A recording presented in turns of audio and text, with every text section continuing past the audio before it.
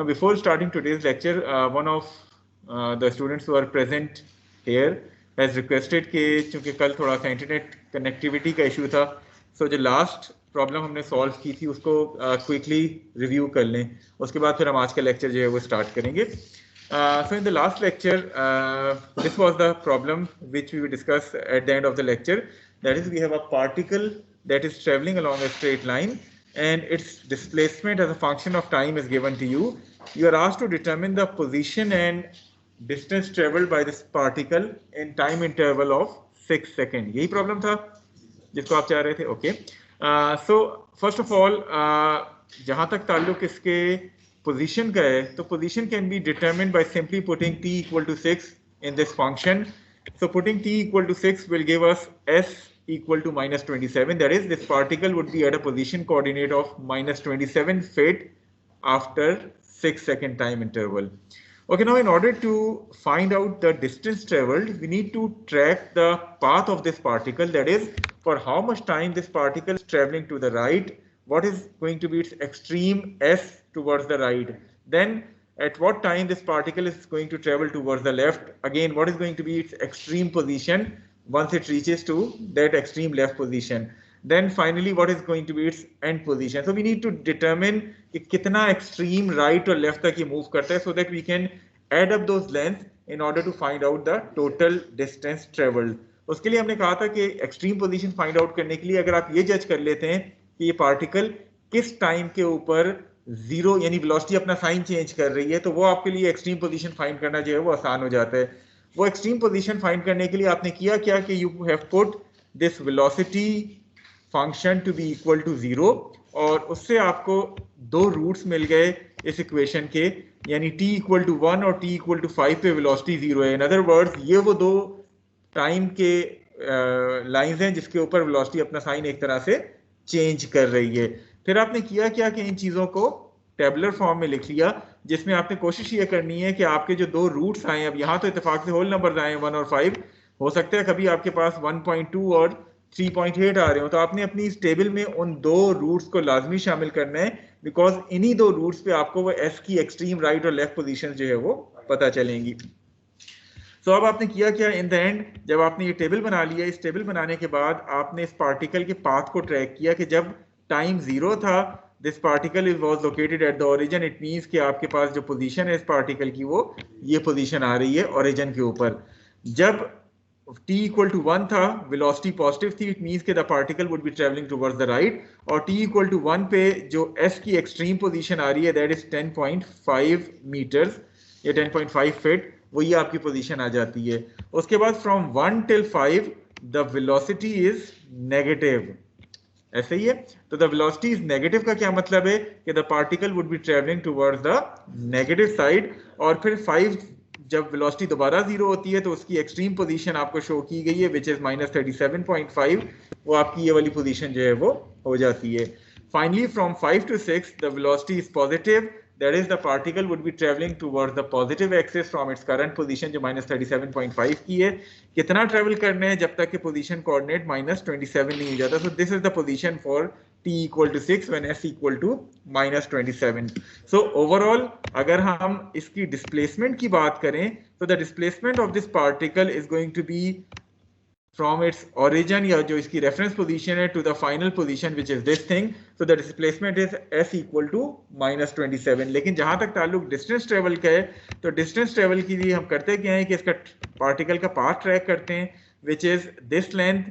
उसके बाद ये यहाँ से लेके यहाँ तक travel करता है, and then finally it again travels from this point to this point. so the overall distance travel is going to be 10.5 feet plus 10.5 feet plus 37.5 feet plus 10.5 feet which is equal to 69 feet. तो जब आपको किसी भी problem में distance travel का कहा जाए तो उसमें आपने इसी तरीके को अप्लाई करना है, और उसमें जो क्रिटिकल चीज़ है वो ये है कि आपने वो एक्सट्रीम लेफ्ट और राइट वाली पोजीशंस को आइडेंटिफाई करना है. और वो किस तरह आप करेंगे, आप वेलोसिटी का 0 के बराबर पुट करके अपने जो है वो उसकी रूट्स देखेंगे, और उन रूट्स को आपने अपनी इस टेबल में लाजमी शामिल करने हैं. हर दफ़ा रैंडमली 1 2 3 4 5 नहीं कर देना. मे बी आपका रूट हो सकता है 1.5 और 2.7 हो. अगर आप 1 2 3 4 5 करेंगे तो कभी भी आप वो एक्सट्रीम पोजीशन जो है वो लोकेट नहीं कर सकेंगे. Is it clear to all of you? Okay, I hope के those who are attending online वो तो कल चूंकि यहाँ मौजूद थे तो उन्होंने समझ ही लिया है. Let us begin today's lecture. So starting with today's lecture, this is the slide which is shown to you. That is, we are going to cover the topic which is shown bold on this slide. Rectilinear kinematics, erratic motion. Today we are going to inshallah complete this particular topic. और अगर थोड़ा सा time बचा तो general curvilinear motion की भी एक दो स्लाइडें जो है वो देखेंगे. ओके, जिस तरह लास्ट टाइम बात हुई थी, how do we differentiate between continuous and erratic motion. Continuous motion हम उस वक्त कहते हैं when a particle has undergone continuous motion if its complete motion can be described using a single mathematical function. Whereas in case of erratic motion, ये जिसको हम irregular या inconsistent motion भी कहते हैं, उस केस में होता क्या है कि the particle's motion cannot be described using a single mathematical function. Rather, आपका 2 या 3 टाइम पीरियड जिसमें वो पार्टिकल डिफरेंट फंक्शन फॉलो कर रहे होते हैं, हम उसको डिफरेंट टाइम पीरियड्स के हवाले से जो है वो उसकी एनालिसिस करते हैं. So starting with today's lecture which is rectilinear kinematics erratic motion. Whenever a particle's motion during a time period is erratic, yani inconsistent या irregular, it may be difficult to obtain a continuous mathematical function to describe its position, velocity or acceleration. So instead, the motion may best be described graphically using a series of curves that can be generated experimentally from the computer output, और experimentally के बजाय हम graphically के बजाय यहाँ इसको analytically इन curves को जो है वो जनरेट कर रहे होंगे, हम फंक्शंस बना रहे होंगे और उन फंक्शंस की मदद से हम इन कर्व्स को जनरेट कर रहे होंगे.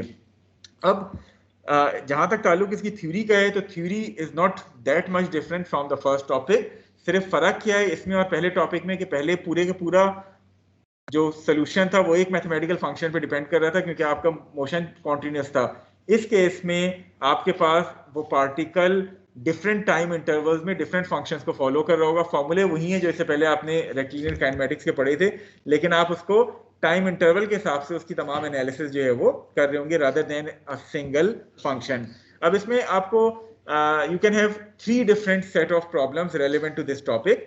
The first set of problem is कि आपको डिस्प्लेसमेंट टाइम या जिसको हम एसटी कर्व कहते हैं वो आपको किसी भी पार्टिकल का नोन है और आपसे कहा जा रहा हो कि you need to generate the velocity time curve as well as the acceleration time curve for the complete motion of that particle. उसमें आप किस तरह करेंगे कि अगर आपको ST कर्व का पता है, उस कर्व को आप एक दफ़ा डिफरेंशिएट करेंगे या उस फंक्शन को एक दफ़ा डिफरेंशिएट करेंगे, you will get the VT curve. उसको आप प्लॉट कर लेंगे. इसी तरह उसको एक और दफ़ा डिफरेंशिएट करेंगे तो आपको AT कर्व जो है वो मिल जाएगा. So the first set of problem is कि the ST curve is given to you and you are asked to determine the velocity time and acceleration time curve. The second set of problems क्या है कि आपको acceleration time curve जो है वो दे दिया जाए और आपसे कहा जाए कि you need to draw the velocity time and displacement time curve. उसका क्या तरीका होता है कि आप एक दफ़ा इंटीग्रेट करेंगे you will get the velocity time curve, एक और दफ़ा इंटीग्रेट करेंगे you will get the displacement time curve. So the 2 set of problems तो आपकी ये हो गए. द थर्ड सेट इज कि आपको एक्सेलरेशन डिस्प्लेसमेंट कर्व दे दिया जाए यानी एएस कर्व दे दिया जाए और आपसे कहा जाए कि उसका करस्पॉन्डिंग वीएस कर्व जनरेट करें, या ऑल्टरनेटली वीएस कर्व दे दिया जाए और आपसे कहा जाए उसका करस्पॉन्डिंग एक्सेलरेशन डिस्प्लेसमेंट कर्व जो है वो जनरेट करें without involving the time variable. वो किस तरह किया जा सकता है, कोई idea? Do you remember the third general kinematic equation? What was that equation? I'm not talking about constant acceleration. I'm talking about the general kinematic equation. AdS equal to VdV. ये आपके पास तीसरी इक्वेशन थी अगर आपको याद हो. पहली equation क्या थी? V equal to ds by dt. Second equation was A equal to dv by dt. And the third kinematic equation was AdS equal to VdV. वो इक्वेशन हम कब इस्तेमाल करते थे? If acceleration is given to us as a function of displacement and we are asked to find the velocity in any problem, तो फिर हम AdS equal to VdV वाली इक्वेशन को इस्तेमाल करते थे.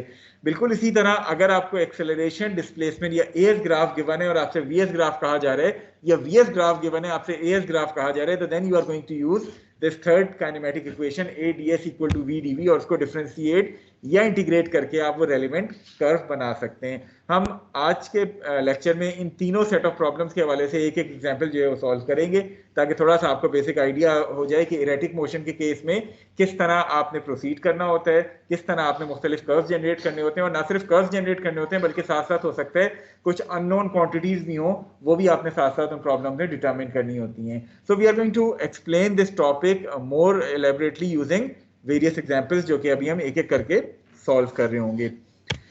Okay, the problems and examples which are relevant, example जिस तरह मैंने कहा 12.6, 7, 8 तीनों हम आज क्लास में करेंगे, because 12.6 is relevant to the first set of problem, 12.7 जो है वो सेकंड सेट ऑफ प्रॉब्लम्स के हवाले से, और 12.8 जो है वो थर्ड सेट ऑफ प्रॉब्लम के हवाले से। और उसके अलावा हम फिर एक्सरसाइज का भी एक आध प्रॉब्लम जो है वो जो थोड़ा सा डिफरेंट इन तीनों एग्जाम्पल से, उसको भी हम सॉल्व कर रहे होंगे। प्रैक्टिस प्रॉब्लम्स आपको यहाँ शो किए गए हैं, इनमें से जिस तरह मैंने अभी कहा कि हम एक आध प्रैक्टिस प्रॉब्लम भी सॉल्व कर रहे होंगे। Okay, starting with the very first example of this erratic motion. You have a particle which is traveling along a straight line path.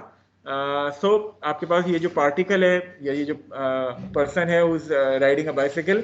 So this particle is traveling along a straight line and its displacement time curve is shown to you. The motion of this particle is erratic. Erratic motion किस तरह है कि आपको पहले 10 second के दौरान given है कि this particle displacement is related with time according to the relationship s equal to t square. So for the first 10 second s is equal to t square का रिलेशनशिप फॉलो किया जा रहा है। For the next 20 seconds that is from 10 till 30 this particle is following a straight line relationship between s and t, and that straight line relationship or linear relationship is given to you as s equal to 20t minus 100. So आपके पास दो phases हैं motion के. In the first phase s is equal to t square, in the second phase s is given to you as 20t minus 100. So this particle is following erratic motion और आपसे कहा जा रहा है कि for this displacement time curve, या from this displacement time curve of the particle, you need to generate the corresponding velocity time graph as well as the acceleration time graph. The question is clear to you. Erratic motion का समझ आ गया है। इससे पहले अगर मैं continuous motion देखता तो ये दो फंक्शन नहीं आ रहे होते, बल्कि पूरे के पूरा 0 से 30 सेकंड एक ही पॉलिनोमियल के साथ आपने डिफाइन किया हुआ था, तो वो कंटिन्यूस मोशन था। यहाँ चूंकि आपके पास जो पार्टिकल है it is following different functions in different time intervals, तो आपके पास ये पार्टिकल जो है वो इरेटिक या इनकंसिस्टेंट मोशन कर रहे हैं, और फिर आपने इसकी फेज वाइज एनालिसिस करनी है। जहां तक ताल्लुक इक्वेशंस का है या फॉर्मूलों का है, वो वही इक्वेशन है जो हमने इससे पिछले टॉपिक में पढ़ी थी, लेकिन अब आप पूरे मोशन के बजाय उसको इंडिविजुअल फेजेस ऑफ मोशन के ऊपर जो है वो अप्लाई कर रहे होंगे।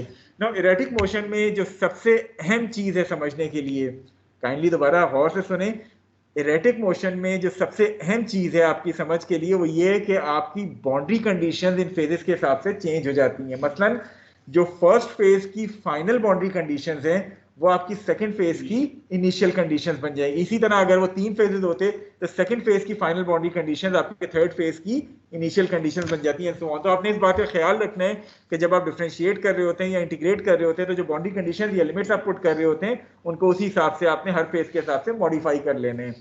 So this particle is having 2 phases of motion. In the first phase, s is equal to t square is given to you. In the second phase, s equal to 20t minus 100 is given to you. Now, before starting the solution of this problem, आपसे मेरा एक छोटा सा सवाल है कि let us suppose कि मैं आपसे कहता कि आपके पास ये जो linear relationship है s equal to 20t minus 100. Let us suppose that this linear relationship for the particle is not given to you. Rather, ये graph तो आपको given था, but that linear relationship is somehow missing on that graph. Is there some way of finding that linear relationship? Yes. Anyone volunteer? जी. Sir equation of line find कर लेंगे, हमारे पास इसके 2 पॉइंट्स हैं, initial point, final point. Kindly जो online attend कर रहे हैं अभी फिलहाल, जब ऑनलाइन वालों से क्वेश्चन हो तो आप जवाब दें। अभी फिलहाल मैं जो फिजिकली प्रेजेंट है यहाँ उनसे क्वेश्चन कर रहा हूँ जी। Okay, equation of a straight line between 2 points हम अप्लाई कर सकते हैं। What is that equation of a straight line, दोबारा बताएंगे?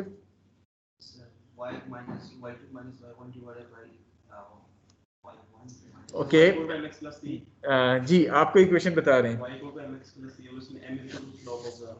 देखिए, आपको जब भी कहा जाए मैथमेटिक्स में आपने पढ़ा होगा कि whenever you are asked to determine the equation of a straight line, then there are at least 2 different ways of finding the equation of a straight line. The first one is क्या नाम है आपका? फरहान। जैसे कि फरहान ने कहा, the first way of finding the equation is y equal to mx plus c, in which m is the slope and c is the y intercept। ठीक है, y intercept क्या होता है कि जहां वो स्लोप y एक्सिस को cut करे वो आप जो है वो इंटरसेप्ट देखते हैं। So one way or the easier way is y equal to mx plus c. आपका क्या नाम है? Tariq. So the second way of finding the equation of a straight line वो है जो तारिक बता रहा है, जिसमें आपने देखा था कि y2 minus y1 over y minus y1 equal to x2 minus x1 over x minus x1. So these are two different ways of finding the equation of a straight line. क्योंकि जिस तरह मैंने कहा कि y equal to mx plus c जो है वो थोड़ा सा ज़्यादा आसान है, तो हम उसी के ऊपर फोकस करेंगे कि जब भी हमें लीनियर रिलेशनशिप अगर तो ग्राफ पे गिवन है, we can directly use that relationship. However, if the relationship is not given to us on that graph, so we can always derive the function अगर हमें वो उसके coordinates पता हैं. मसलन इस केस में अगर हम कहते हैं कि 20t minus 100 नहीं given, तो equation of a straight line is y equal to mx plus c. In this case, m is the slope and c is the y-intercept. चूंकि हमारे पास y-axis के ऊपर coordinate s है, x-axis के ऊपर t है, so अगर हम अपनी कोऑर्डिनेट्स के हिसाब से इसको मॉडिफाई करें तो हमारी इक्वेशन बन जाती है s equal to m t plus c, जिसमें m स्लोप है और c y इंटरसेप्ट है, s डिस्प्लेसमेंट को रिप्रेजेंट कर रहे हैं और t जो है वो टाइम एक्सिस को रिप्रेजेंट कर रहे हैं. जहां तक ताल्लुक स्लोप का है तो स्लोप किस तरह फाइंड करते हैं? y2 minus y1 over x2 minus x1. So for this linear relationship which is from this point to this point, y2 is 500, y1 is 100, x2 is 30, x1 is 10. So putting the values, the slope of this line comes out to be 20. So ये आपके पास slope आ जाएगी which is 20. So our equation would become s equal to 20t plus c. यहाँ तक clear है एक को जो यहाँ अटेंड कर रहे हैं? ओके, अब आपके पास लाइन की इक्वेशन आ गई s equal to 20t plus c. The next step is you need to find that y-intercept. अब वो y-intercept फाइंड करने के अगेन दो तरीके हैं. One is the graphical method कि आप इसको एक्चुअल ग्राफ पे प्लॉट करें, उसको एक्सटेंड करें, जहां वो टच कर रहा होगा y एक्सिस को, वो आपका y-intercept हो जाएगा. But instead of using that graphical method, any other student apart from Farhan and Tariq जो जवाब देना चाहे कि ये y-intercept एनालिटिकली हम किस तरह डिटरमिन कर सकते हैं? वैल्यूज पुट कर दें. कौन से पॉइंट की, इनिशियल या फाइनल की?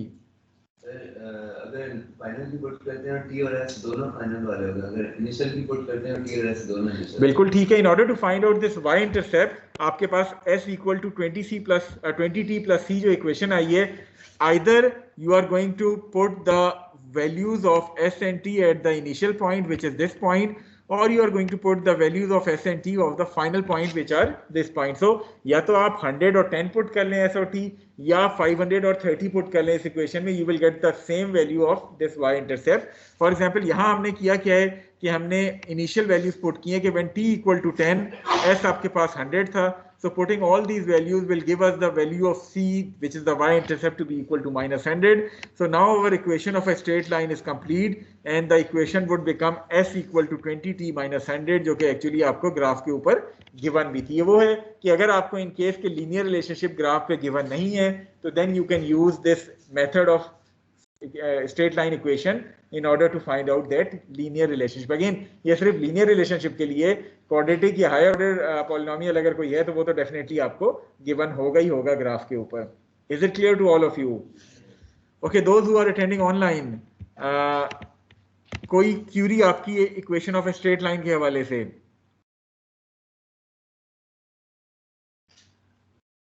क्लियर है तमाम चीजें? तो हम फिर सोल्यूशन की तरफ आए इस क्वेश्चन के. Okay, since all the things are clear to you, so let us move to the solution of this problem. Okay, solution की तरफ जब हम जा रहे हैं तो we are asked to determine or draw two things. The first one is the corresponding velocity time graph for this case of erratic motion, and secondly the acceleration time graph for this particle. So in order to draw the velocity time graph, what should be the procedure? कोई एक बंदा जी. बिल्कुल ठीक है. So for the first phase of motion, which is from 0 till 10 seconds, this is the first phase of motion which is 0 till 10 seconds. The displacement as a function of time is given to you, that is f is equal to t square. So in order to find out velocity, velocity क्या होती है? It is the first time derivative of displacement, that is ds by dt. So differentiating this function with respect to time would give us the value, क्या हो जाएगी? Differentiate, T square को differentiate करें, it would become 2t. So this is the function v equal to 2t, जो velocity time function आपको जो है वो मिल गई है. आपने किया क्या कि at the end of this first phase the extreme time limit was 10 seconds, so putting t equal to 10 here would give you the value of velocity to be equal to 20 feet per second at the end of first phase of motion. So जहां तक ताल्लुक function का है v equal to 2t, ये कौन सा relationship है velocity और टाइम के दरमियान? लीनियर रिलेशनशिप है. If it is a linear relationship, then what should be the graph of vt? Straight line. कहां से ये ओरिजिनेट होना चाहिए? ओरिजिन से. वजह क्या है कि 2t है. When you put t equal to 0, v would be equal to 0. So you are going to get a straight line starting from origin till 20. Time 10 होगा, लेकिन वेलोसिटी की वैल्यू चूंकि आपके पास 20 आ रही है, इट मींस कि आपके पास जो ग्राफ आना चाहिए वो कुछ इस तरह का आना चाहिए कि 0 से स्टार्ट होके वेलोसिटी की वैल्यू 20 के ऊपर जाके ये ग्राफ जो है वो रुक रहा हो. Is it clear to all of you? किसी को कोई डाउट, कोई क्यूरी इस हवाले से? Okay, for the second phase of motion which is from 10 till 30 seconds, the velocity, the displacement function is given to you as s equal to 20t minus 100. So in order to determine the velocity, we are again going to take the first derivative of this displacement with respect to time.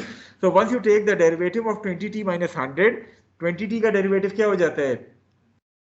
20, और 100 का derivative क्या होगा? 0. So it means कि 20t minus 100 का derivative आपके पास 20 आ गया. That is the velocity for the second phase of motion is going to be constant. Graph में ये कैसे प्लॉट होना चाहिए? हॉरिजॉन्टल लाइन आ जानी चाहिए 20 के ऊपर. सो आपके पास वेलोसिटी टाइम ग्राफ जो है वो कुछ इस तरह का आ गया कि for the first phase of motion आपके पास लीनियर रिलेशनशिप आ रहा था v equal to 2t up till the velocity is equal to 20 foot per second, और from 10 till 30 second the graph is going to be a straight horizontal line because the velocity is constant. So this is how we have generated the velocity time curve for this particle which is having erratic motion but traveling along a straight line. Is the velocity time curve clear to all of you? Yes. देखिए फॉर्मूले जिस तरह हमने पहले बात की थी, क्योंकि रेक्टिलिनियर काइनेमेटिक्स है तो फॉर्मूले तो वही हैं जो इससे पिछले टॉपिक में इस्तेमाल हुए थे. फर्क क्या है इसमें और एरेटिक मोशन में कि बजाय इसके कि हम कंप्लीट मोशन पे वो फॉर्मूला अप्लाई करते हैं, हम फेज वाइज जो आपके फंक्शंस हैं उनके ऊपर वो फॉर्मूले जो है वो अप्लाई कर रहे हैं. और फेज वाइज जब हम अप्लाई कर रहे हैं तो थोड़ा सा हमने बाउंड्री कंडीशंस का ख्याल रखना होता है. डिफरेंशिएट जब कर रहे हैं तो हमने देख लिया कि 20 फीट आपके पास वेलोसिटी की वैल्यू आ गई है. जब आप इंटीग्रेट कर रहे होते हैं तो इंटीग्रेशन के वक्त मैं आपको दोबारा बताऊंगा कि किस तरह आपने बाउंड्री कंडीशंस को चेंज करना है अपनी. लेकिन for the time being velocity time curve is clear to all of you. कोई क्वेश्चन जो आपका वेलोसिटी टाइम कर्व के हवाले से पूछना चाहें? Okay, now moving to the acceleration time graph.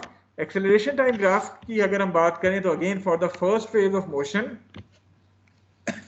which is from 0 till 10 seconds, the velocity function is given to you as v equal to 2t, जो already आपने पिछले स्टेप में फाइंड किया था.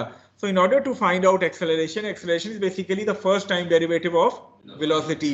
So a by dt, so आप जब 2t को differentiate करेंगे it comes out to be 2 feet per second square. It means कि आपके पास जो acceleration है for the first phase of motion is going to be constant which is 2 feet per second square. इस acceleration को अगर हम graph की form में बनाना चाहें तो किस तरह का ग्राफ होना चाहिए? हॉरिजॉन्टल लाइन होनी चाहिए 2 फीट के ऊपर. सो आपके पास एक इस तरह की लाइन आ जाएगी for the first phase of motion, horizontal line 2 feet पर सेकंड स्क्वायर की एक्सेलरेशन के साथ. For the second phase of motion which is from 10 till 30 seconds, the velocity was constant which is 20 feet per second, जो कि आपने step number 1 में find की थी. So once the velocity is constant, the first derivative of velocity with respect to time is going to be 0. So for the second phase of motion, आपके पास acceleration जो है वो 0 आ गई. So for the first phase, the acceleration is constant, which is 2 feet per second square. For the second phase of motion, आपके पास जो acceleration है, that is going to be 0. या आपने उसको जो draw करना है तो 0 वाली जो acceleration की line है उस पर आपने 10 से 30 seconds तक एक जस्ट सिंबॉलिकली एक लाइन ड्रॉ कर दी जो कि जीरो एक्सेलरेशन को रिप्रेजेंट कर रही थी. So this is how you can generate the velocity time and acceleration time curves if the displacement time curve is known to you. Is it clear to all of you? Okay, those who are attending online, do you have any question regarding this example? अगर कोई question है, you can raise your hand. शायद आप अपने आप को unmute अगर नहीं कर सकते तो I'm going to let you ask the question. अगर कोई question नहीं है तो then we can move forward. Okay, so since no hand is being raised up till this point, so it means that everything is clear to you. So let us move to the next example, which is going to be from the second set of problems, जो कि आपसे अभी start में हमने share की थी. Okay, इस problem में क्या है कि you have a particle which is starting from rest and then travels along a straight line such that for the first 10 seconds of motion, this particle is accelerating at a constant rate of 10 meter per second square. So for the first 10 second, आपके पास ये जो particle straight line में travel कर रहा है, it is accelerating at a constant rate of 10 meter per second square starting from rest. For the second phase of motion, which is from 10 seconds onward, this particle is decelerating at a constant rate of -2 meters per second square. So पहले 10 second वो accelerate कर रहे हैं, उसके बाद वो constant rate के साथ डिसेलरेट कर रहे हैं. अब अगर ये डिसेलरेट कर रहे हैं किसी रेट के साथ, तो there is going to be some point where this particle is going to stop. So आपने ना सिर्फ इस AT ग्राफ से करस्पॉन्डिंग VT और ST ग्राफ जनरेट करने, बल्कि आपने साथ साथ वो टाइम भी फाइंड आउट करना है T डैश, जिसके ऊपर जाके अगर ये इस रेट के साथ डिसेलरेट करे, ये पार्टिकल किस टाइम पे जाके it is going to stop. Secondly, जो एक और चीज आपने फाइंड करनी है कि स्टॉप होने तक इसने कितना पोजीशन कोऑर्डिनेट जो है वो ट्रेवल किया है, वो भी आपने जो है वो डिटरमिन करना है. तो you need to determine two things apart from drawing the VT and ST graph. That is what is going to be the time जिस पे जाके ये रुक रहा है, और रुकने तक इसने कितना पोजीशन कोऑर्डिनेट ट्रेवल किया है, that you need to determine. So I hope that the question is clear to all of you. Okay, if the question is clear to all of you, let us move towards the solution of this problem. Again, starting with the velocity time graph. कि किस तरह हमने velocity time graph generate करने from this acceleration time graph. Okay, for the first phase of motion, which is from 0 till 10 second, the acceleration is given to you as 10 meters per second square. So since the acceleration for first phase of motion is known to us, that is a equal to 10 meter per second square, but we also know that acceleration is dv by dt, so we can write dv equal to a dt. So आपके पास ये चीज आ गई है dv equal to a dt, which is 10 dt in this particular case. Then you integrate both sides of this equation and putting the boundary conditions जो कि आपको given है कि since it is starting from rest, so initial velocity इसकी 0 हो गई when t equal to 0. आपने इसकी velocity find करनी है when t equal to t. So once you integrate it, 10 dt, 10 बाहर आ गया, constant है, dt का इंटीग्रल लें तो क्या आता है? इंटीग्रेशन कुछ याद है? डायनेमिक्स में आपको काफ़ी फ्रीक्वेंटली ये डिफरेंशिएशन और इंटीग्रेशन इस्तेमाल करनी पड़ेगी. तो अपनी मैथमेटिक्स, मैट्रिक, FSC और जो आपने फर्स्ट सेमेस्टर में कैलकुलस का कोर्स पढ़ा है उसको थोड़ा सा रिव्यू कर लें. अगर आपके पास डायनामिक्स की बुक है तो काइंडली इस 12th एडिशन के आखिर में डिफरेंट अपेंडिक्स में ये डिफरेंशिएशन इंटीग्रेशन के फॉर्मूले रिवीजन के लिए आपको दिए गए. एक दफ़ा गो थ्रू कर लें इन फॉर्मूलों को. We are not going to check कि आपका डिफरेंशिएशन या इंटीग्रेशन का एग्जाम लेना है, लेकिन आपको एटलीस्ट बेसिक डिफरेंशिएशन इंटीग्रेशन के जो फॉर्मूले हैं वो आपको आने चाहिए. साइन का डिफरेंशियल, कॉस का डिफरेंशियल, क्योंकि वो आगे जगह जगह इस्तेमाल हो रहे होंगे. तो कोशिश करें जो बेसिक डिफरेंशिएशन इंटीग्रेशन के फॉर्मूले हैं आप उनसे थोड़ा सा नो हाउ रखते हो, ताकि हम जो है वो उनको यहाँ फ्रीक्वेंटली यूज़ करेंगे. वो आप अपनी डायनामिक्स की ये 12th एडिशन वाली बुक के मुख्तलिफ अपेंडिक्स जो गिवन है, मेरे ख्याल में अपेंडिक्स 1 या 2 है जिसमें इन फॉर्मूलों को रिवाइज कराया गया है, वो एक दफ़ा जाके थोड़ा सा गो थ्रू हो जाएं. सो लेफ्ट साइड पे dv को आपने इंटीग्रेट किया, आपके पास v आ गया. राइट साइड पे जब आपने इंटीग्रेट किया dt को तो आपके पास t आ गया. So the vt relationship would be equal to v equal to 10t.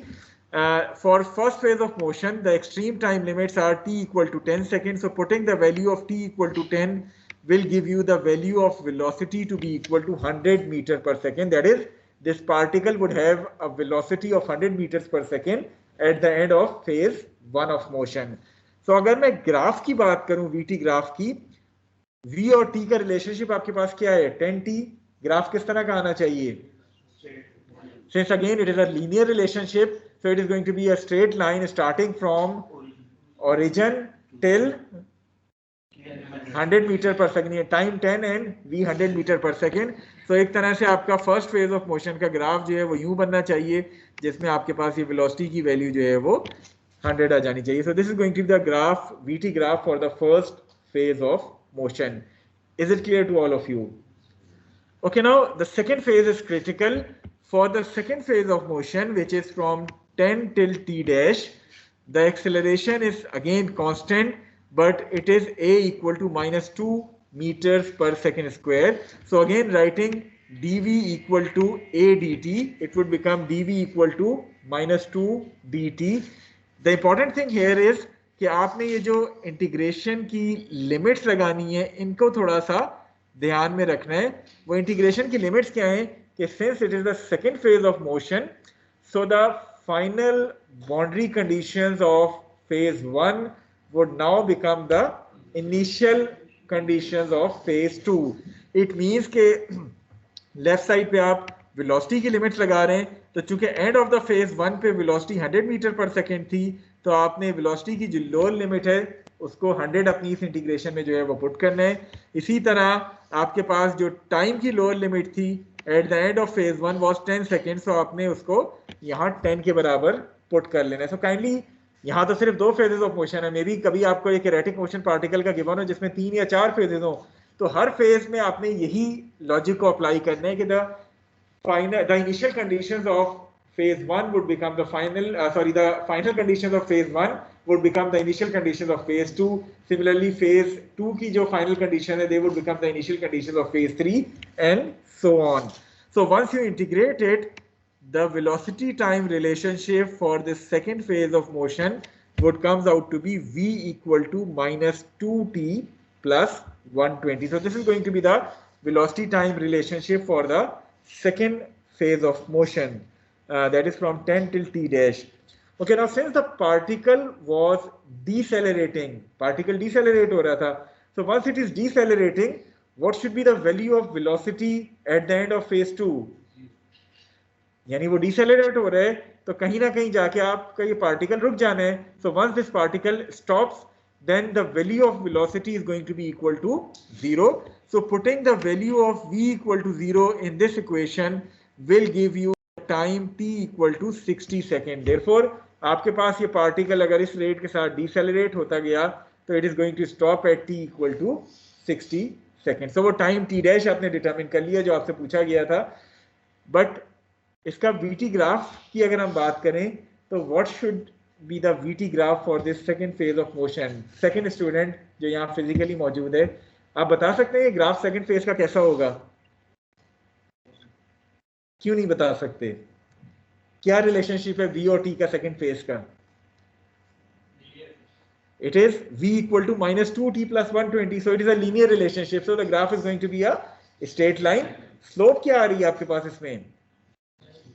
-2. So negative slope का क्या मतलब है?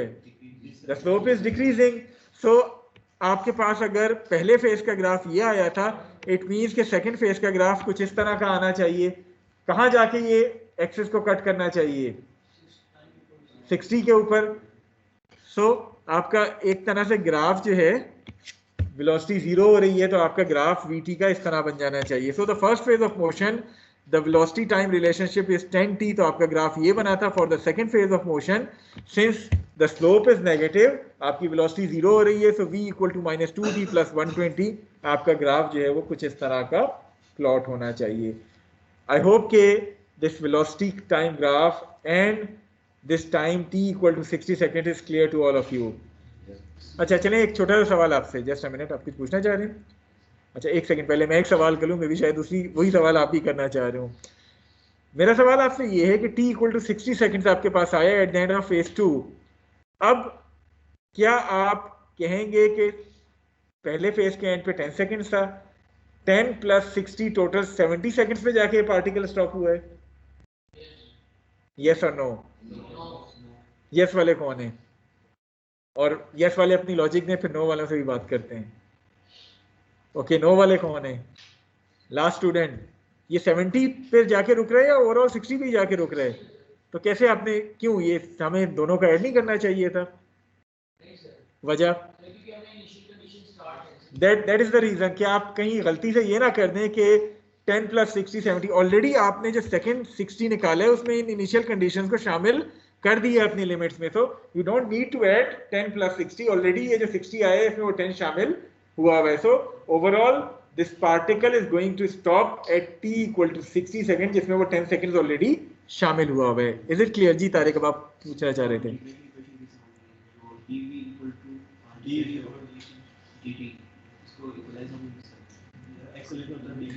a is dv by dt, ऐसा ही है, तो dv कितना हो जाएगा? a dt, सिंपल, dt को उस तरफ ले गया हूं ना, तो dv is a dt, ठीक है। उसके बाद मैंने दोनों साइड्स को इंटीग्रेट कर लिए। दोनों केसेस में यही है, पहले केस में a 10 था तो 10 dt हो गया, दूसरे केस में a -2 था तो -2 dt हो गया। लिमिट्स मैंने राइट साइड पे टाइम की पुट कर दी है, लेफ्ट साइड पे वेलोसिटी की पुट कर दी है। Okay, any other question relevant to this velocity time curve which any online student want to ask? कोई क्वेश्चन वो स्टूडेंट जो ऑनलाइन अटेंड कर रहे हैं, अगर आपका कोई क्वेश्चन है और आप पूछना चाहते हैं, प्लीज रेज योर हैंड।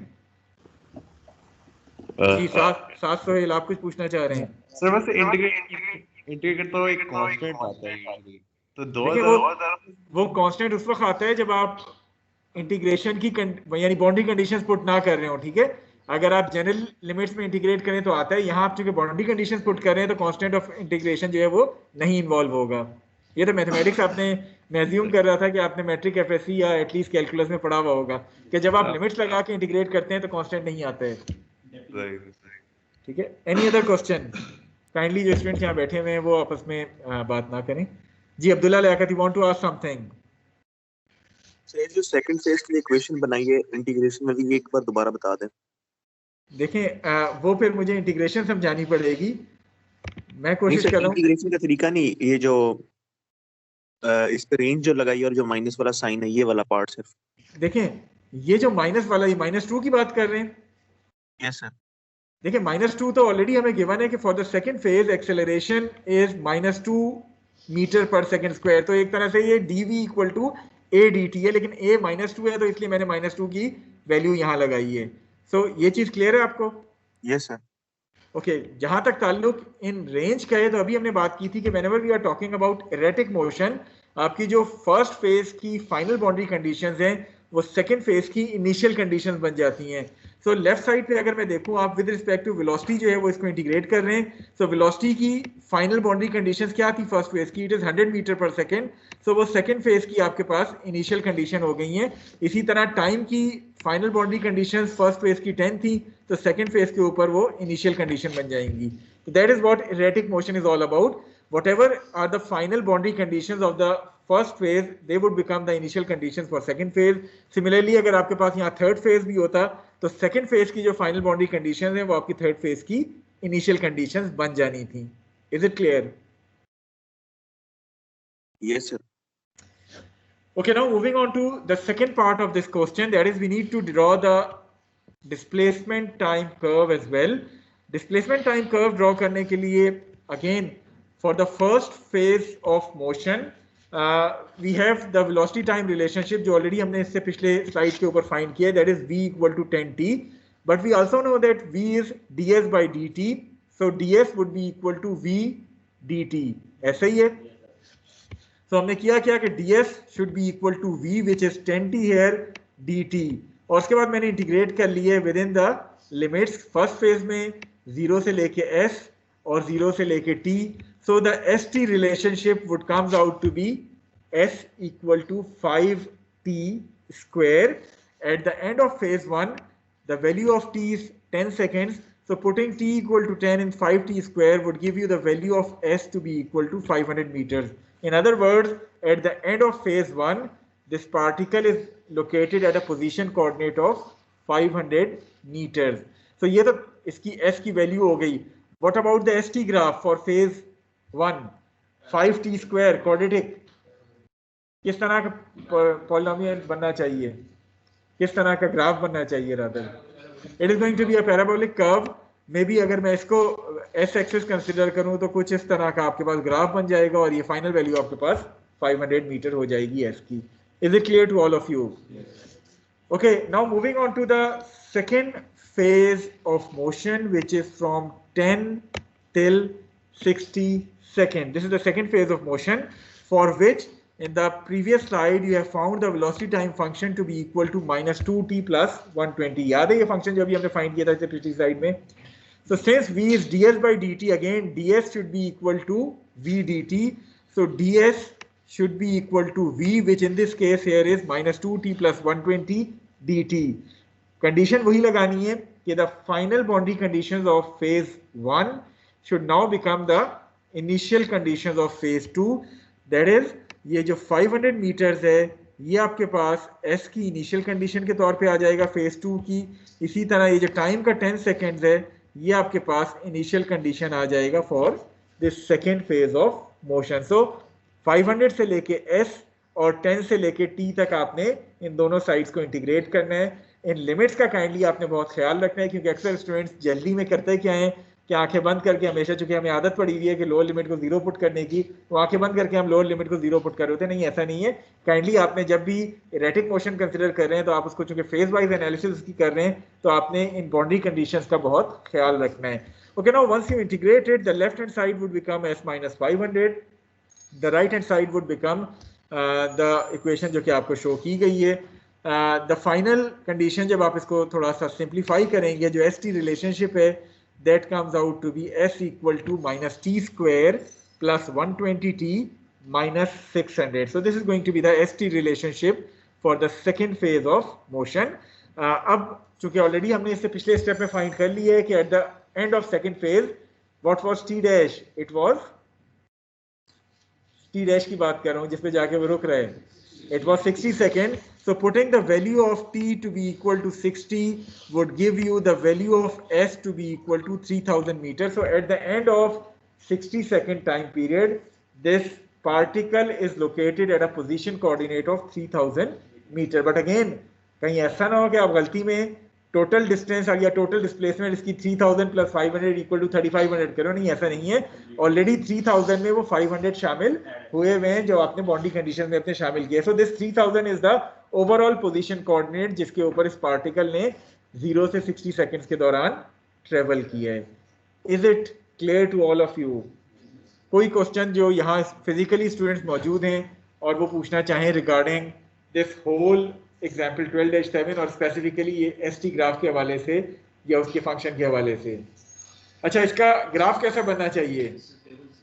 हाँ, देखें अब उसके दो तरीके हैं ग्राफ बनाने के। आपको पता है कि टी स्क्वायर है और वो भी नेगेटिव टी स्क्वायर आ रहा है, तो बनना तो इसकी कर्व भी बननी चाहिए। लेकिन पहला तरीका क्या है जिसमें आपका टाइम ज़ाया होता है, आप इस 10 और 60 सेकेंड्स के दौरान जिस तरह इसने कहा टेबल, आपको 3, 4, 5 पॉइंट्स लेके मुख्तलिफ टी के ऊपर मुख्तलिफ एस की वैल्यू फाइंड कर दें, उनको डॉट्स लगा के आप मार्क कर दें और आखिर में उन डॉट्स को ज्वाइन कर दें कर्व की मदद से। इसमें प्रोबेबली आपके 10 से 15 मिनट, शायद 10 से 15 तो नहीं लेकिन एटलीस्ट 5-7 मिनट तो ज़ाया हो रहे होंगे। मुझे आपसे वो एग्जैक्ट कर्व नहीं चाहिए, मैं सिर्फ आपसे कहता हूँ कि आप एक सिंबॉलिक कर्व जो है वो ड्रॉ कर दें, अपना टाइम बचाएं। एग्जैक्ट कर्व ड्रॉ करने की ज़रूरत नहीं है, जस्ट एक सिंबॉलिक कर्व आप ड्रॉ कर दें। अब वो सिंबॉलिक कर्व में फिर बात ये आएगी कि कनकेव अपवर्ड या कनकेव डाउनवर्ड किस तरह आप ड्रॉ करेंगे। Again choice up to you, कोई एक कर्व आप ड्रॉ कर सकते हैं लेकिन टाइम अपना ज़ाया ना करें एग्जैक्ट कर्व ड्रॉ करने में। So the graph is going to be this particular graph के पहले 10 सेकंड्स में it is going to be this curve और अगले 10 सेकंड में क्योंकि माइनस टी स्क्वायर है तो उस कर्व की शेप थोड़ी सी इसने तो एग्जैक्ट कर्व बनाई हुई है। एग्जाम पॉइंट ऑफ व्यू से मैं आपसे एग्जैक्ट कर्व नहीं मान रहा, मैं आपसे कहता हूँ कि कोई एक सिंबॉलिक कर्व आप ड्रॉ कर दें जो कि उस पैराबोलिक फंक्शन को रिप्रेजेंट कर रही हो। जी, कौन सा 600 की जगह? मुझे तो 500 ही नजर आ रहा है, मैं भी दूर से आपको शायद 600। आप इसकी बात कर रहे हैं?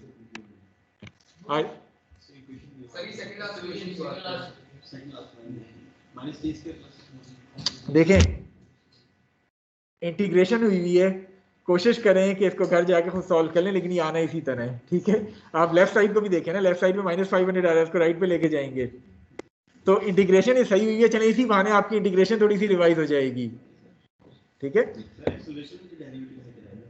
देखिए एक्सेलरेशन का डेरिवेटिव, देखिए आप s का डेरिवेटिव लेते हैं तो आपके पास वेलोसिटी आ जाती है, वेलोसिटी का डेरिवेटिव तो आपके पास एक्सेलरेशन आ जाती है। एक्सेलरेशन का डेरिवेटिव जब आप लेते हैं तो आप थ्योरी ऑफ मशीन अभी आगे जाके पढ़ेंगे, उसमें एक टर्म होती है जो कि एक्सेलरेशन के डेरिवेटिव से आती है, but for the time being चूंकि वो डायनामिक्स में इन्वॉल्व नहीं है इसलिए हम उसको यहाँ नहीं पढ़ रहे। जी आप कुछ पूछना चाह रहे हैं? ओके, एनी अदर क्वेश्चन जो कि आप में से कोई स्टूडेंट जो है वो जो फिजिकल मौजूद हैं वो कुछ पूछना चाहते हैं रिगार्डिंग एग्जाम्पल 12-7, ताकि फिर मैं ऑनलाइन स्टूडेंट्स की तरफ जाऊँ। Okay, those students who are attending online, अगर आपका कोई क्वेश्चन है रिगार्डिंग दिस एग्जाम्पल 12-7 तो काइंडली आप पूछ सकते हैं। जी गुलरेज, आपको अनम्यूट में कर दूं या आप कर सकते हैं अपने आप को? सर कर सकता हूँ जी, तो फिर पूछें आप क्या पूछना चाह रहे हैं। सर। ये -t² + 120t -600, ये जरा समझाएं ये कैसे आया सर? देखिए मैंने अभी जिस तरह यहाँ भी कहा है कि यही आपका इंटीग्रेशन का रिवीजन है। घर जाके इसको कोशिश करें कि एक दफ़ा खुद इंटीग्रेट करके देखें, अगर फिर भी समझ नहीं आता तो कल आपने फिजिकली आना है, आप मेरे पास ऑफिस में आ जाए, मैं आपको डिटेल से समझा दूंगा। बट आई एम एक्सपेक्टिंग कि डिफरेंशिएशन इंटीग्रेशन आपको आती होगी, एग्जैक्टली यही चीज़ आनी है, सिंपल इंटीग्रेट करना है ना। बल्कि पिछले स्टेप में मैंने ऑलरेडी इंटीग्रेट किया हुआ भी है। इंटीग्रेट करके आप लिमिट्स पुट करें जो कि 10 से लेके t वाली लिमिट्स हैं, तो आपको एग्जैक्टली यही फंक्शन मिलेगा, ठीक है। अगर फिर भी नहीं समझ आता तो tomorrow you can come to my office और मैं एक सादे पेज पे आपको मजीद इस इंटीग्रेशन को समझा सकता हूँ। Is it clear? Yes sir. Any other question which you want to ask apart from integration? No sir. और कोई स्टूडेंट जो ऑनलाइन अटेंड कर रहे हैं, कोई क्वेश्चन नहीं है, so that we can move forward. Okay, since you have no other questions, so let us move to the third set of problem. जिस तरह हमने शुरू में बात की थी कि आपका ये जो टॉपिक है, you can have 3 different types of problem relevant to this topic. The first one are कि आपको ST कर्व गिवन हो और आपसे कहा जाए VT और AT कर्व जनरेट करें।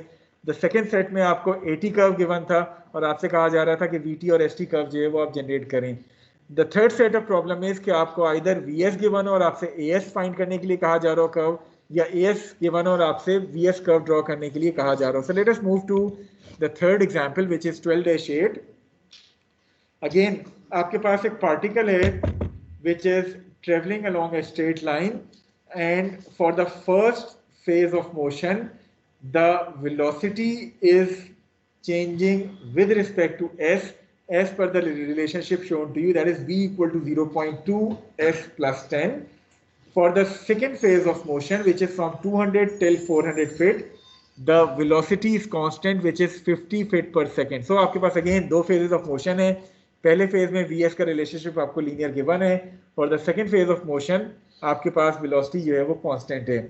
आपसे कहा जा रहा है कि you need to construct the relevant acceleration displacement या एएस ग्राफ जो है वो आपने बनाना है, और साथ साथ आपने एक और चीज़ भी डिटरमिन करनी है which is the time needed for this motorcycle to reach a position coordinate of 400 feet. तो ना सिर्फ आपने एक्सेलरेशन डिस्प्लेसमेंट कर्व जनरेट करना है, बल्कि आपने जो है वो टाइम भी फाइंड आउट करना है जिस तक पहुंचते पहुंचते, यानी 400 फुट तक पहुंचते पहुंचते ही कितना टाइम जो है वो ये मोटरसाइकिल कंज्यूम कर रही है। सो आई होप के the question is clear to all of you. Okay, let us start with the acceleration displacement या एएस कर्व। इससे हम अपना क्वेश्चन जो है या सोल्यूशन जो है वो स्टार्ट करते हैं। So starting with the as graph जो कि आपको शो किया गया है। सबसे पहली बात तो ये है कि अगर आपको v equal to 0.2 s plus 10 ना गिवन होता, नो टॉकिंग आप दोनों काइंडली, तो अगर आपको ये वेलोसिटी और s का जो रिलेशनशिप है 0.2 s plus 10 for the first phase of motion ना गिवन होता, तो आप उसी तरह y equal to mx plus c करते। यहाँ तो इवन आपको c फाइंड करने की भी जरूरत नहीं, क्योंकि आपको नजर आ रहा है कि this graph is cutting the y axis at 10, सो आपके पास डायरेक्टली y इंटरसेप्ट 10 आ जाना था। स्लोप का जहां तक ताल्लुक है तो वो 50 माइनस 10 ओवर 200 माइनस 50 हो जाता, 50 माइनस 10 ओवर 200 माइनस 0 हो जाता, तो आपको 0.2 उससे मिल जाना था स्लोप। सो अगर ये फंक्शन ना गिवन होता, you can use the equation of a straight line to develop y equal to mx plus c वाला फंक्शन यूज करते हुए। ओके, AS ग्राफ की अगर हम बात करें तो what is the equation or relationship which is relating A, S and V? Do you remember that kinematic equation? ADS equal to VDV. So we are going to use this relationship here, which is ADS equal to VDV. But since here V is defined to us as a function of S, तो हम करेंगे क्या कि ADS equal to VDV को थोड़ा सा modify कर लेंगे और हम इस ds को इस साइड के ऊपर ले जाएंगे। So our equation would become A equal to V dV by ds। अगर यही हमें A as a function of S के तौर पर डिफाइन होता तो हम इसको इंटीग्रेट कर लेते। अब चूंकि हमें V as a function of S के तौर पर डिफाइन है और A फाइंड आउट करने के लिए कहा जा रहा है, तो हम अपनी इस इक्वेशन को थोड़ा सा मॉडिफाई कर लेंगे और ds को हम उस साइड पे ले जाएंगे ताकि हम v को विद रिस्पेक्ट टू s जो है वो डिफरेंशिएट कर सकें। Is it clear? ये पहला स्टेप हर एक को क्लियर है। इसी में कुछ सवाल ऐसे भी आएंगे जिसमें आपको vs के बजाय as का ग्राफ गिवन होगा। उस सूरत में आप क्या करेंगे कि आप ds equal to v dv, आप दोनों साइड्स को इंटीग्रेट करके अपना वो v का वैल्यू जो है वो फाइंड करेंगे। यहाँ चूंकि v as a function of s के तौर पे गिवन है, तो इट मींस कि आप v को डिफरेंशिएट करेंगे विद रिस्पेक्ट टू s, तो आपने ds को ऊपर जो है वो ले गए। So your equation would become a equal to v dv by ds। Is it clear to all? Okay, अब थोड़ा सा सोल्यूशन की तरफ वापस आए। जिस तरह भी बात हुई, आपके पास a equal to v dv by ds हो जाएगा। v आपको ऑलरेडी फर्स्ट फेज के लिए गिवन है। We are now considering the first phase of motion which is from 0 till 200 feet. So for the first phase of motion the velocity as a function of s is given to s as 0.2 s plus 10। Second step में आपने क्या करना है कि dv by ds find करना है। So dv by ds क्या होगा? If v is defined to us as 0.2 s plus 10, dv by ds क्या होगा? The first derivative of v with respect to s. So what is going to be that first derivative of v with respect to s? 0.2 s का derivative 0.2 हो जाएगा, 10 का derivative 0 हो जाएगा। So overall d by ds would be equal to 0.2। So dv by ds is आपके पास 0.2 आ जाएगा for this particular case. अब आपने एक बात का ख्याल रखना जब ये डेरिवेटिव फाइंड कर रहे हो, since in this case v is defined to us as a function of s, तो dv by ds आपके पास सिंपली इस तरह आ जाएगा। लेकिन कभी आगे सिचुएशन ऐसी भी आ सकती है कि आपके पास से, बल्कि चलें उस सिचुएशन को हम अगले टॉपिक में जो आज स्टार्ट करेंगे उसमें डिस्कस करेंगे कि मे बी y आपको as a function of x के तौर पे डिफाइन हो rather than as a function of t, और आपसे कहा जा रहा है कि dv by dt फाइंड करें, तो वो क्या हो जाएगा? तो चेन रूल याद है, dv by dx into dx by dt। तो कहीं कहीं आपको वो चेन रूल का भी इस्तेमाल करना पड़ेगा, लेकिन इस टॉपिक में नहीं, अगले टॉपिक में उसकी बात आएगी। यहाँ तो ऑलरेडी v आपको as a function of s के तौर पे डिफाइन है, तो you can easily differentiate v with respect to s, dv by ds आप फाइंड कर सकते हैं। Is it clear to all of you? तो आपने किया क्या? a आपके पास था v which is 0.2 s plus 10 and dv by ds which is equal to 0.2. At the end of first phase, the value of s was 200. So putting the value of s equal to 200 will give you the value of acceleration to be equal to 10 feet per second square. That is, this particle would have a value of acceleration to be equal to 10 foot per second square at the end of phase. Clear है यहाँ तक? Okay, what should be the graph look like? A और S का graph अगर मैं first phase का बनाऊं तो कैसा बनना चाहिए ये ग्राफ, जिससे पूछा जाए। अगेन बाकी लोग खामोश हैं जो फिजिकली यहाँ मौजूद हैं। जी आपका क्या नाम है? हमजा। हमजा, काइंडली आप मुझे बता सकते हैं कि for the first phase of motion what should be the graph of AS look like? बिल्कुल ठीक है। आपके पास चूंकि रिलेशनशिप a और s का 0.04 s plus 2, इट मीन्स कि आपके पास ग्राफ एक स्ट्रेट लाइन होना चाहिए। कहाँ से शुरू होनी चाहिए वो line? Just a minute, Hamza को बताने दें। Why it should start from origin, वही बात है कि हमारा चूंकि एक कॉन्सेप्ट या एक परसेप्शन बनी हुई है कि हर चीज़ हमने ओरिजिन से स्टार्ट करनी है या हमेशा लोअर लिमिट 0 पुट करनी है, तो इसी में तो मैं कह रहा हूँ कि लोग गलती करते हैं। जी हमजा दोबारा सोचें, यू कैन आइडेंटिफाई कि ओरिजिन के बजाय कहीं और से स्टार्ट होनी चाहिए। यस मिनट जी, हमजा से पीछे जो बैठा हुआ है आपका क्या नाम है? हमजा ही है। ओके, आप बता सकते हैं कि ये ग्राफ, हमजा ने तो कहा कि स्ट्रेट लाइन होनी चाहिए, ठीक है एग्रीड, क्योंकि लीनियर रिलेशनशिप पे बनी तो स्ट्रेट लाइन चाहिए किसी एंगल पे, या स्लोप उसकी 0.04 होगी, but where should that graph start from? जी फर्स्ट स्टूडेंट। इक्वेशन है इसका अगर हम 0 पुट करते हैं तो आता 10 आता है, तो इस वजह से हम 10 से स्टार्ट करेंगे। यार एक और बात है, इस इक्वेशन को जरा y = mx + c से कंपेयर करें। What is the y-intercept here? 2. So if the y-intercept is 2, this graph should start from 2 till 10. ठीक है, तो आपकी स्ट्रेट लाइन आनी चाहिए which is starting from 2 till 10. तो इसको सिंपल कंपेयर कर लें mx + c से। स्लोप आपके पास, अभी आपने ही जवाब दिया था किसी ने कि स्लोप 0.04 है, तो जब स्लोप m 0.04 है तो c आपके पास इसी इक्वेशन से नजर आ रहा है कि 2 है, तो y-intercept इसका जो है वो 2 आ जाएगा। जहाँ तक आपका बात कि हम s = 0 पुट करें, तो फिर भी तो वो y-intercept कितना आएगा? 2 ही आएगा ना, तो फिर आपके पास उसी हिसाब से y-intercept 2 आ जाना चाहिए।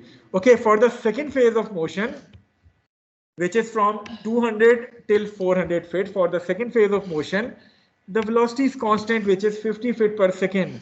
So again using the same relationship, a = v dv by ds, dv by ds क्योंकि v is constant, dv by ds would be equal to 0 and thereby the acceleration would be equal to 0 for the second phase of motion. So the overall graph for the second phase of motion is going to be like this, कि आपके पास first phase की straight line आई है और second phase पे आपके पास जो acceleration है वो 0 है। ये स्ट्रेट लाइन जो है ये 2 से स्टार्ट होके 10 तक जो है वो जा रही है, और फंक्शन इसका है 0.04s + 2, जो कि ऑलरेडी आपने यहाँ डिटरमिन कर लिया for the first phase of motion. Is it clear to all of you? किसी को एएस ग्राफ के हवाले से कोई चीज़ जो ना समझ आई हो, कोई क्यूरी हो आपकी छोटी मोटी जो आप पूछना चाह रहे हो, काइंडली आप जो ऑनलाइन मौजूद हैं, अभी मैं उनसे बात नहीं कर रहा, जो फिजिकली मौजूद हैं उनकी कोई क्यूरी।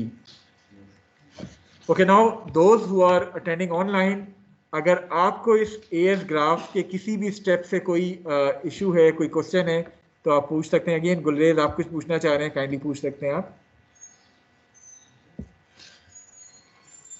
सर ये जो ADS = VDV है, ये कहाँ से आया सर?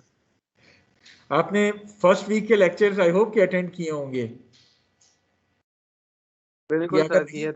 नहीं भी किए तो ऑनलाइन वो मौजूद हैं। ड्यूरिंग आवर 2 आवर क्लास हमने जो जनरल काइनेमेटिक इक्वेशंस पढ़ी थी, उनमें 3 हमने जनरल काइनेमेटिक इक्वेशंस पढ़ी थी। The first one was v = ds by dt, the second kinematic equation was a = dv by dt।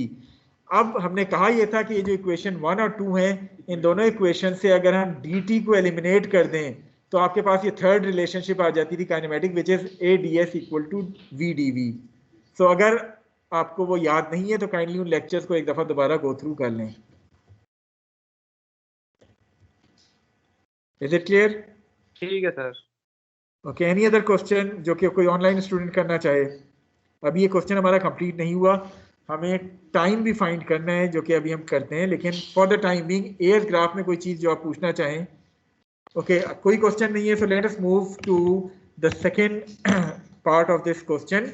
वो सेकेंड पार्ट क्या है कि अगर मैं इस ओरिजिनल क्वेश्चन पे वापस आऊँ, we need to determine the time needed for this motorcycle to reach a position coordinate of 400 feet. Again those who are physically present here, the second student, आप बता सकते हैं वो टाइम हम कैसे फाइंड कर सकते हैं? द थर्ड स्टूडेंट, आप बताना चाह रहे हैं? जी बताएं। डेफिनेटली हम करेंगे क्या कि already for the again phase wise हमने चलना है। For the first phase of motion we were given that v = 0.2s + 10, but we also know that v is basically ds by dt. सो हम करेंगे क्या कि dt को एक साइड पे ले जाएंगे और s वाली टर्म्स को एक साइड पे ले जाएंगे, so dt would be equal to ds by 0.2s plus 10। यहाँ तक क्लियर है हर एक को? ओके, अब हम सिंपली जिस तरह उन्होंने कहा, क्या आपका क्या नाम है? अहमद ने जिस तरह कहा उसके बाद हम इसको इंटीग्रेट कर देंगे within the specified limit. So क्योंकि यहाँ dt के हिसाब से कर रहे हैं, सो 0 to t, यहाँ ds के हिसाब से कर रहे हैं, तो हम इसको 0 से लेके s तक इंटीग्रेट कर देंगे। Once we integrate it, left side पे तो सिंपल इंटीग्रेशन है, हमारे पास t आ जाएगा। What about the right hand side? 0.2s plus 10 in the denominator. ये किस चीज का इंटीग्रल है, कुछ याद है? नेचुरल लॉग का इंटीग्रल है, लेकिन नेचुरल लॉग के इंटीग्रल में तो वो 0.2 तो नहीं आता बतौर कांस्टेंट। हम इसको बाहर, यानी हम बाहर क्या करेंगे कि 0.2 से मल्टीप्लाई और डिवाइड कर देंगे। जो ऊपर वाली चीज है वो अंदर जाके उसको नेचुरल लॉग बना देगी। जो नीचे 1/0.2 है वो कितना होता है? 1/0.2 इज बेसिकली 5। सो 5 आपका ये आ जाएगा, 5 natural log of 0.2s plus 10। Again थोड़ा सा कोशिश करें कि वो जो मैंने आपसे कहा है कि अपेंडिक्स 1 या 2 है डिफरेंशिएशन इंटीग्रेशन वाला, उसको थोड़ा सा रिवाइज कर लें बेसिक फार्मूलों के हवाले से। आपकी कैलकुलस थोड़ा सा रिवीजन हो जाएगी कि डिफरेंशिएशन इंटीग्रेशन के कौन कौन से फार्मूले आपको जो है वो इस्तेमाल करने होंगे। तो this is basically the natural log formula, log 0.2s plus 10। आप जब वैल्यूज पुट करेंगे तो आपके पास t जो है वो 5 नेचुरल लॉग ऑफ दिस -5 10 आ जाएगा। पुटिंग द वैल्यू, आपके पहले फेज के बाद s की क्या वैल्यू थी? It was 100. So putting of s equal to 200 will give you the value of time to be equal to 8.05 seconds. In other words, आपका जो पहला फेज है यानी 200 फुट का डिस्टेंस जो है that is being covered in 8.05 seconds. यहाँ तक क्लियर है हर एक को? काइंडली ये नेचुरल लॉग वाला जो चीज़ है उसको एक दफ़ा जाके रिवाइज कर लें कि नेचुरल लॉग क्या होता है। उसका सिंपली हम करते थे dx बाय, क्या फॉर्मूला था, कुछ याद है? नेचुरल लॉग वाला फॉर्मूला इंटीग्रेशन का। चलें वो आपको मैं as a non submitted homework के तौर पे छोड़ता हूँ, एक दफ़ा जाके जस्ट उसको गो थ्रू कर लें। Okay, now coming to the second phase of motion. जिस तरह अभी हमने बात की, फर्स्ट फेज आपका 8.05 सेकंड्स में कवर हो रहा है। For the second phase of motion the velocity was constant. So once the velocity is constant, आपके पास दो चॉइसेस हैं सोल्यूशन की। मैं दोनों चॉइसेस आपको यहाँ समझाता हूँ, बाकी आगे आपकी मर्जी है, आप एक इवैल्यूएशन पॉइंट ऑफ व्यू से कौन सा मेथड जो है वो अप्लाई करते हैं। So first of all considering the first method कि आप 200 से 400 फीट के दरमियान कहते हैं कि velocity is 50 which is constant, और वही तरीका जो आपने फेज 1 के लिए अप्लाई किया था उसी तरीके को इस्तेमाल करते हैं, that is 50 equal to ds by dt। In other words dt आपके पास क्या आ जाएगा? ds over 50, and then you integrate it, but once you are integrating it, आप इस चीज का ख्याल रखें जो कि मैंने यहाँ सर्कल की है, that is the final boundary conditions of the first phase would become the initial conditions of this second phase. So चूंकि यहाँ with respect to time कर रहे हैं, टाइम की ऑलरेडी आपने फर्स्ट फेज की बाउंड्री कंडीशन निकाली है which is 8.05, वो आपने यहाँ पुट कर ली है। जहाँ तक ताल्लुक s का है तो ऑलरेडी आपको s की बाउंड्री कंडीशंस फाइनल पता है फर्स्ट फेज की विच इज 200 फीट, वो s आपने यहाँ 200 फुट जो है वो पुट कर ली है। अब जब आप इंटीग्रेट करेंगे, लेफ्ट साइड पे आपके पास t आ जाएगा इंटीग्रेट करने से, तो लिमिट्स पुट करें t और 8.05 की, तो t माइनस 8.05 आपका लेफ्ट हैंड साइड पे आ जाएगा। राइट हैंड साइड पे 1/50 बाहर आ गया, ds का इंटीग्रल s हो जाएगा, तो जब आप लिमिट्स पुट करेंगे वो s माइनस 200 हो जाएगा। क्या चीज देखें, अभी हम सेकंड उसकी तरफ आते हैं। मैं पहले इसको एक्सप्लेन कर दूं। आप जो बता रहे हैं that is the second solution जिसकी अभी हम बात करेंगे। द फर्स्ट सोल्यूशन इज कि जिस तरह हमने स्टेप 1 किया है 0 से 200 के दरमियान, वही स्टेप हम इस पे रिपीट कर देंगे।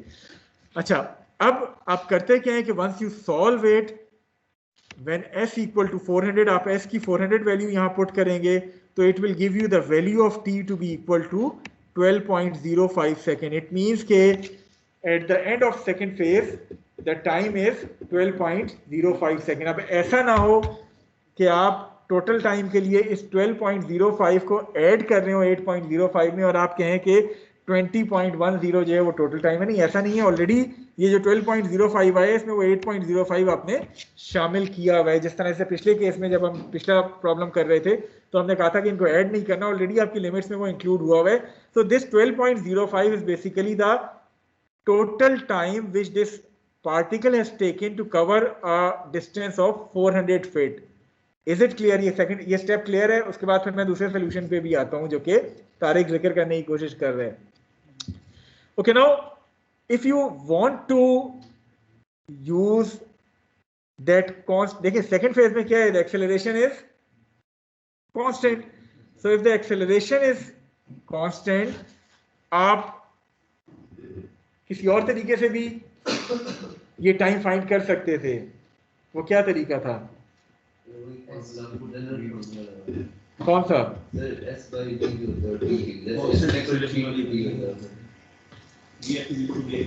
जो ओरिजिनल फार्मूला है वो क्या है? सबसे पहले तो आप मुझे वो बताएं, फिर मैं वो तारिक वाले फार्मूले पे आता हूँ। अच्छा तारिक, एक और बात, चलें आप ये जो कह रहे हैं S इक्वल टू VT, ये किधर से आए? वो ओरिजिनल इक्वेशन क्या है?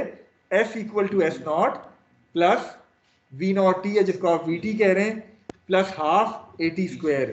सो सिर्फ VT क्यों रह गया? बिकॉज S नॉट हमने फिलहाल निकाल दिया। हम कहते हैं कि हमें सिर्फ उस फेस का डिस्टेंस चाहिए। हाफ AT स्क्वायर किधर गया? सिंस A वाज 0, तो हमारे पास जो ओवरऑल वो रिलेशनशिप बचेगी वो S इक्वल टू VT बच जाएगी। अब अगर आप वो रिलेशनशिप लगाते हैं तो S इक्वल टू VT का मतलब क्या है? V इस आपके पास सेकंड फेज के लिए 50, S आपके पास क्या है? 400 minus 200 which is 200. So 200 divided by 50 will give you the value of T to be equal to 4. अब चूंकि आपने इस सेकंड तरीके से जो हम सोल्यूशन फाइंड कर रहे हैं इसमें पहली की लिमिट शामिल नहीं की, तो फिर आप इस 4 को 8.05 में ऐड करेंगे तो then it will give you the total time of 12.05 second. तो काइंडली एक बात का ख्याल रखें कि कोई एक तरीका आप सही वाला फॉलो कर लें, या तो आप इससे 4 निकाल के उसको 8.05 में ऐड कर रहे हो तब भी ठीक है, या फिर आप इसी तरीके से उन लिमिट्स को काउंट करते हुए डायरेक्टली 12.05 निकालें। लेकिन काइंडली ये ना करें कि आप कहते हैं टोटल डिस्टेंस 4 में कवर हो रहा है या 8.05 प्लस 12.05 इक्वल टू 20.10 में कवर हो रहा है। कोई एक सही तरीका इस्तेमाल कर लें। चॉइस आपके पास अपनी है। चूंकि कांस्टेंट एक्सेलरेशन का केस है, आप directly S equal to VT लगा सकते हैं, जिससे आपको सिर्फ उस फेज का टाइम मिलेगा, उसको ऐड कर दें to the first phase time in order to find out the total time. या दूसरा तरीका क्या है कि ऑलरेडी आप ये इंटीग्रेशन की लिमिट्स ही ऐसी लगाएं कि उसमें वो टाइम ऑलरेडी इंक्लूड हो रहा हो। So is it clear to all of you जो यहाँ मौजूद है? किसी को कोई डाउट तो नहीं है इस टाइम के हवाले से? आई होप कि आपके क्वेश्चन का भी आंसर मिल गया है। Okay, so those who are attending online, if you want to ask any question regarding this particular problem, you may ask. Otherwise, we are going to move towards the exercise problem. जी नहीं, break बिल्कुल नहीं मिलेगी। जिस तरह मैंने कहा था कि 2 घंटे वाली क्लास में हम ब्रेक नहीं करेंगे क्योंकि रिकॉर्डिंग वगैरह चल रही होती है। मैं कोशिश करता हूँ एक ही गो में रिकॉर्डिंग हो ताकि इसको अपलोड करना भी आसान हो। तो कोशिश यही होगी कि बजाय 10:30 पे छोड़ने के आखिर में 5 मिनट के बजाय आपको 10 मिनट की ब्रेक दे दीजिए और 10:15 से 10:20 के दरमियान आपकी क्लास में खत्म कर दूं ताकि वो ब्रेक आपको लंबी मिल जाए। ठीक है? Okay, those who are attending online, if you want to ask any question you may ask now, otherwise we are going to move on to the exercise problem. एक हमने एक्सरसाइज का प्रॉब्लम जो है वो करना है and then finally we will move on to the next topic. उसका सिर्फ हम इंट्रोडक्शन करेंगे और उस टॉपिक को फॉर्मली हम स्टार्ट करेंगे इन अवर नेक्स्ट वीक लेक्चर्स। जी, कोई हैंड रेज नहीं हुआ, so it means that all the things are clear to all. So let us move to the final problem of this topic. Now this problem is relevant to again the third set of problem, जिसमें मैंने कहा था कि या तो आपको VS given होगा और आपसे AS फाइंड करने के लिए कहा जा रहा होगा जिस तरह अभी अपने एग्जांपल सॉल्व की है, या हो सकता है आपको AS गिवन हो और आपसे VS डिटरमिन करने के लिए कहा जा रहा हो। So this particle starts from rest and travel along a straight track with the acceleration deceleration curve as defined by the graph. That is for the first phase, which is from 0 to 200 meters. This particle has a AS relationship which is A equal to 0.1 S plus 5. For the second phase, this particle is decelerating at a constant rate of minus 15 meter per second square. So you need to construct the relevant VS graph एक तो VS graph बनाना है आपने phase graph से, and then since it is decelerating ultimately it is going to stop. So what is going to be the S dash which this particle has traveled before it comes to rest again? दो चीजें आपने find करनी है, the VS graph as well as the S जिस पे जाके ये रुक रहा है. Okay, starting with the AS graph. अब again इसमें कौन सा रिलेशनशिप लगेगा? ADS equal to VDV, but since here A is defined to us as a function of S, so हम इसको इंटीग्रेशन की फॉर्म में इस्तेमाल करते हुए V फाइंड करेंगे, rather than पिछली एग्जांपल के केस में चूंकि V as a function of S था तो हमने डिफरेंशिएशन के लिए dV by ds कर लिया था. तो आपने डिपेंड करता है, अगर V as a function of S है तो डेफिनेटली dV by ds आप करेंगे या डिफरेंशिएट करेंगे. अगर A as a function of S है और V फाइंड करने के लिए कहा जा रहा है तो फिर आपने इसी इक्वेशन को इंटीग्रेशन की फॉर्म में इस्तेमाल करना है. So for the first phase of motion, which is from 0 till 200 meters, V dV equal to A ds.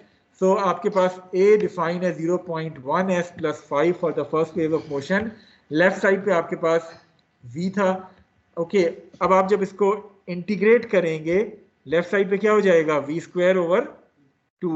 Right side पे आपके पास क्या हो जाएगा?